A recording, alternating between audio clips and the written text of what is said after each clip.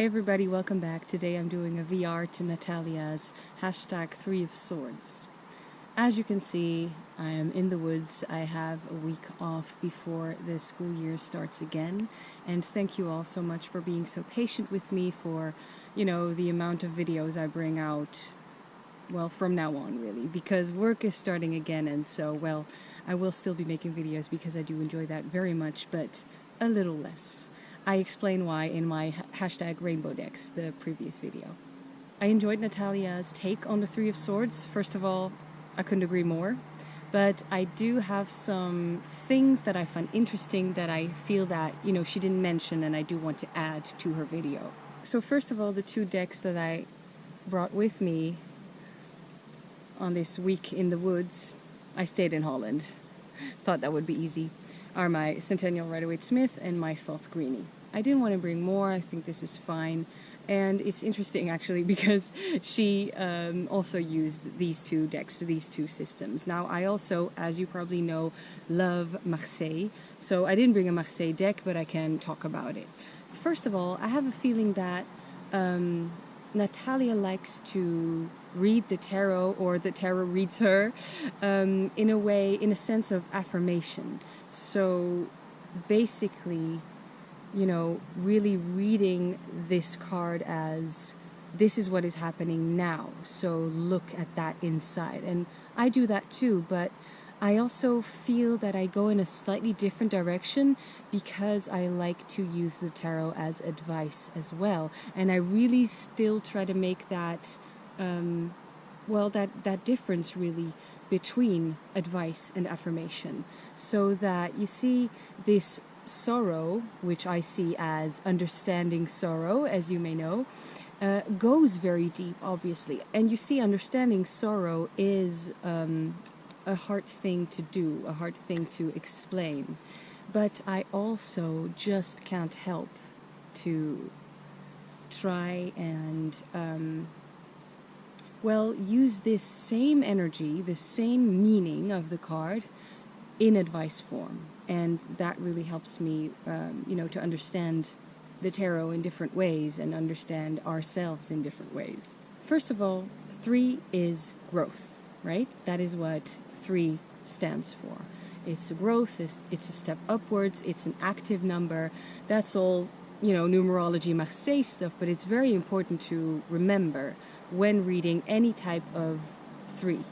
Because I, for instance, have here some other 3 minors of the Rider-Waite-Smith. And we can safely say that the 3 of Swords is, it's almost like it doesn't really fit in there because it looks pretty positive. But the 3 I see as growth, birth. 1 + 1 is 3 because 2 things come together and then they obviously create something new, an extra new thing out of thin air, you could say. So whether that thing is the relationship itself between 2 people, whether that thing is a child, or whether that thing is a project, or whether that thing is a new anything. Let's look at the Thoth 3s real quick. So what we have here is 3 of Cups, abundance, 3 of Swords, sorrow, 3 of Wands, virtue, 3 of Discs, works. Now let's look at the majors, okay? Look at some majors. I have the Empress here. The Empress creates. She understands life, and she has access to life. Because she's so close to life, I feel that she also must therefore understand death. And here we have death. Because you can see death cuts away, right? Death takes away. This is one of the reasons, one of the big reasons why I pair the 3s with 13 and not 12, the Hanged Man, because I really do feel this connection much more strongly. The 3 with the 13, or the 4 with the 14, or yeah. Those are the pairs that I like to make in the majors. Now you see, the Empress, to me, she rules over life and everything that grows. And death rules over everything that wilts. Everything that ever lives dies. And everything that once lives becomes energy for new life, the next life. So why am I emphasizing this cycle? Because to me, in the 3 of Swords especially, in any 3 of Swords, because that is my thing, okay? I try to make one system, the tarot system. So whether I'm looking at a pierced heart, or this card, or any other 3 of Swords, of course the imagery can bring new information, but the base will always be the same. When I look at the 3 of Swords, especially the most negative 3 minor card, you could say, yes, I do see pain, sorrow, but at the same time I also see growth, the numerological value of the number, right?